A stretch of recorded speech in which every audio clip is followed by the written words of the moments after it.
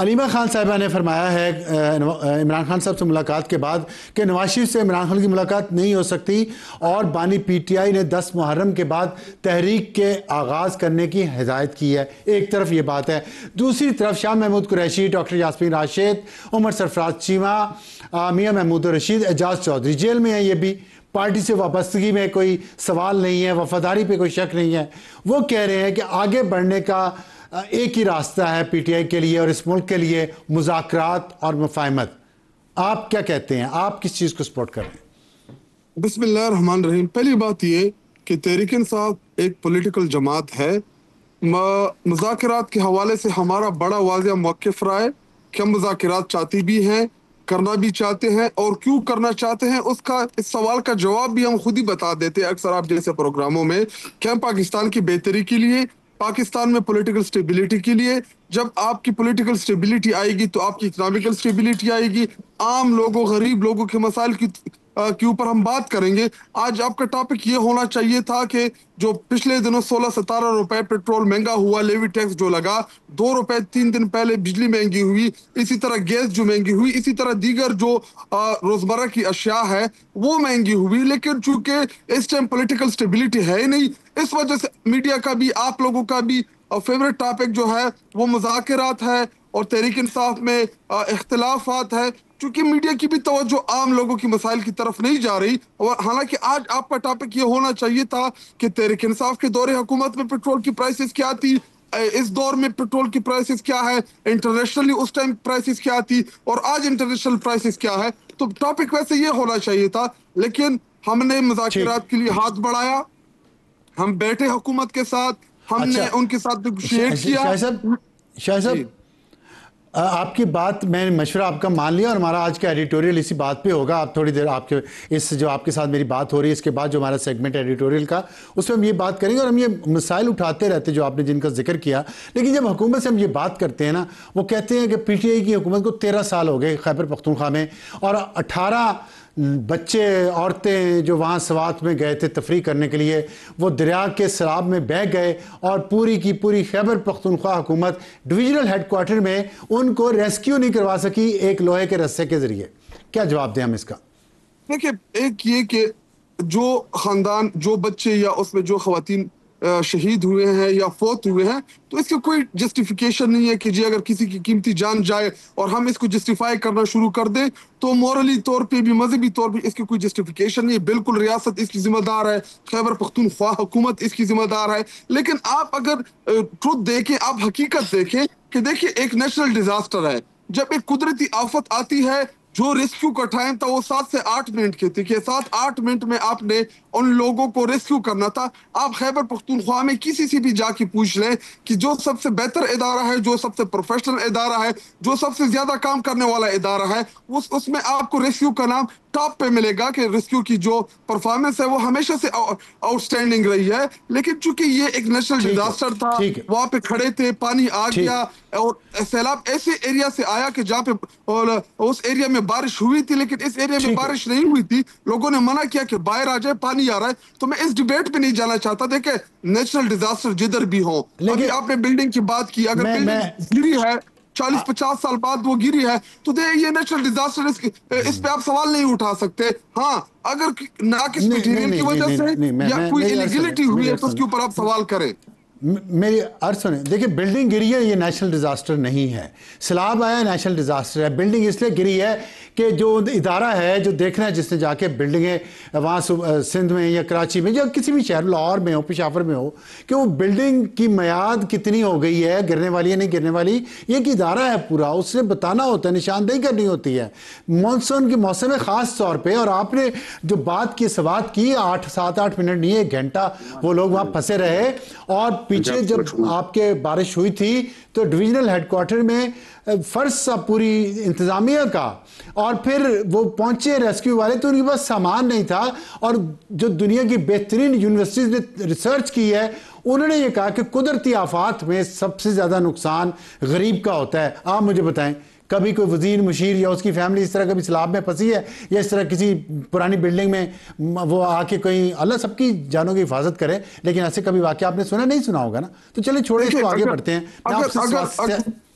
میں اس کے اوپر آپ کو جواب دیتا ہوں. دیکھیے میں نے پہلے شروع میں کہہ دیا کہ جدھر حکومتوں کی فلور ہوگی, اداروں کی ہوگی, تو میں کیوں جسٹیفائی کروں گا. دیکھیں میں کوئی ریسکیو کا ہیڈ تو نہیں لے گا, یا میرا کوئی وہاں پہ رشتہ دار ہے, اگر اس نے کوئی غفلت کی ہے, دیکھیں ہم نے اس کے خلاف کارروائی کی, ڈپٹی کمشنر کو ہٹا دیا, ایڈیشنل ڈپٹی کمشنر کو دے دی. دیکھیں ذمہ داری ان کی ہے جو بیوروکریسی ہے. لیکن آپ سوال یہ بھی کر رہے ہیں نا کہ جو آکسیجن کی وجہ سے پنجاب میں جو بچے فوت ہوئے ہیں یا جن کی ڈیتھ ہوئی ہے, دیکھیے یہ نیشنل ڈیزاسٹر نہیں تھا, یہ نااہلی تھی, انکمپیٹنسی تھی. اگر اسپتال میں کہیں بھی کوئی چیز کی کمی ہے تو provincial government health department directly اس کا ذمہ دار ہے. اگر کوئی نرسری ہے, انہوں نے بھی ڈی سی کو ہٹا دیا, آپ نے بھی ڈی سی کو ہٹا دیا, انہوں نے بھی ڈی سی کو ہٹا دیا. نہیں جی, یہ نیشنل ڈیزاسٹر نہیں تھا, یہ نیشنل ڈیزاسٹر نہیں تھا, یہ غفلت تھی, یہ نااہلی تھی, یہ انکمپیٹنسی ہے. اگر میرے ضلع کے ہاسپٹل میں بچوں کی ڈیتھ ہوتی ہے اس وجہ سے, یا خیبر پختونخوا کی کسی میں ہاسپٹل میں, تو یہ غفلت نہیں ہے, یہ ادارے کی, یہ حکومت کی یہ ذمہ داری ہے. لیکن اگر کہیں پہ پانی آ جائے کہ جہاں پہ روٹین میں پانی نہیں آتا, ایک نیشنل ڈیزاسٹر ہے, تو اس میں بھی ذمہ داریاں ہوتی ہے. لیکن وہاں پہ آپ نے احتیاط برتنی ہوتی ہے, آپ نے اس ایریا میں نہیں جانا ہوتا. اگر میں اس پانی میں نہ جا کے سیلفی تصویریں نکالوں, مقامی انتظامیہ کی ذمہ داری ہے نا, مقامی انتظامیہ کی ذمہ داری ہے نا. جو لوگ ادھر سے جاتے ہیں پنجاب سے, انہیں کیا پتا کہ پہاڑی علاقے میں اچانک سیلاب کیسے آتا ہے. وہاں بورڈ لگاتے ہیں, کوئی منع کرتے ہیں, کوئی پولیس والا کھڑا ہوتا ہے. دیکھیں دریا سوات تقریباً 70-80-90 کلومیٹر کے ایریا پہ محیط ہے. جب یہ کالام سے شروع ہوتا ہے اور جا کے سوات کے منگورہ اینڈ پہ ختم ہوتا ہے, تو یہ تقریباً 60-70-80 کلومیٹر سے زائد کا ایریا ہے.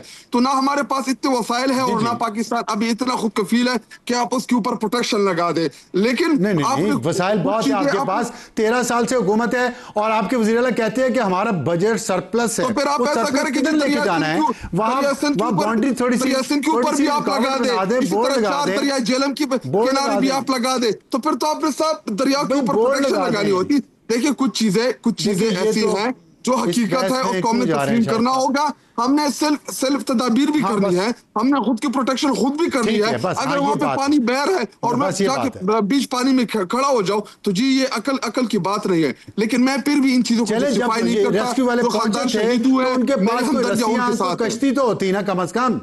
جب پہنچ گئے تھے ریسکیو والے, کوئی کشتیاں ہوتی, کوئی رسی ہوتی, کچھ تو ہوتا نا, کوئی لائف سیونگ جیکٹس ہوتی.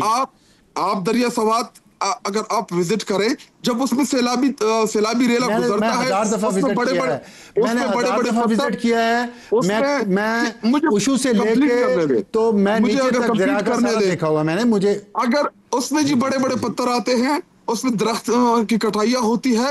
دیکھیں کشتی تو آپ نارمل پانی میں چلا سکتے ہیں, لیکن جب سیلابی ریلا آتا ہے اس میں پتھر, کیونکہ وہ پہاڑوں سے ہوتے گزرتے ہوئے آتا ہے, تو دیکھیں اس میں ابھی ماڈرن ٹیکنالوجی میں اس کے لیے ڈرونز ہیں کہ آپ ڈرون کے ذریعے لائف جیکٹ سے وہاں لوگوں کو بچایا. میں یہی کہہ رہا ہوں کہ اگر ٹیوب وغیرہ لگا کے اس نے بچایا, وہی ہے.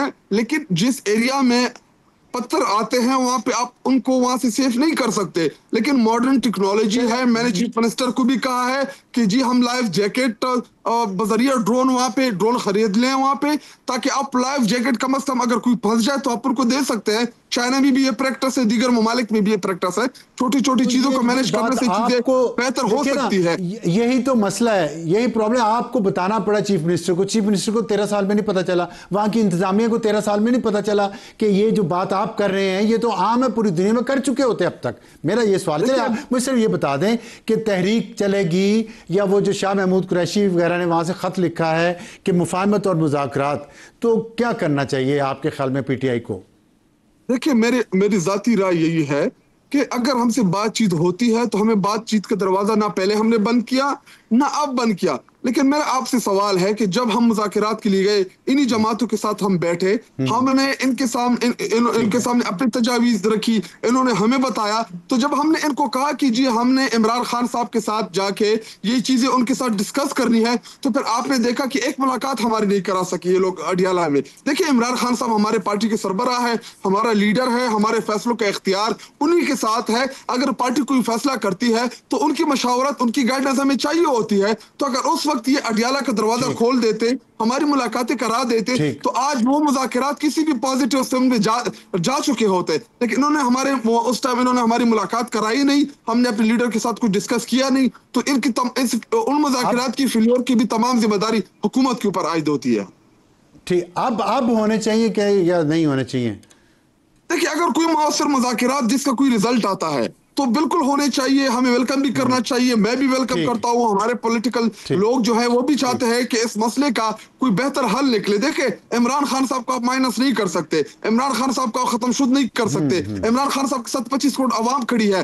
آپ اگر کوئی نیریٹو, فیک نیریٹو دیتے ہیں آپ کے لیے تو قابل قبول ہوگا, لیکن پاکستانی قوم کے لیے نہیں. حل یہی ہے کہ جا کے عمران خان صاحب کے ساتھ بات چیت کی جائے, ایشوز کے اوپر ڈسکس کیا جائے, اور اس ملک کو ہمیں پولیٹیکل سٹیبلٹی کی طرف لے کے جانا چاہیے. دیکھیں, جب آپ مینڈیٹ کے اوپر ڈاکہ ڈالتے ہیں, جب آپ لوگوں کا ووٹ چوراتے ہیں, تو پھر آپ یہ اگر ایکسپیکٹ کرتے ہیں کہ پارلیمنٹ ربڑ سٹیم نہیں ہوگی, پارلیمنٹ تب خود مختار ہوگی, تب مضبوط ہوگی جب عوام کے مینڈیٹ سے چنے ہوئے لوگ اس پارلیمنٹ میں بیٹھیں گے, تو ان کے پاس پھر فیصلوں کا بھی اختیار ہوگا اور پارلیمنٹ بھی مضبوط ہوگی.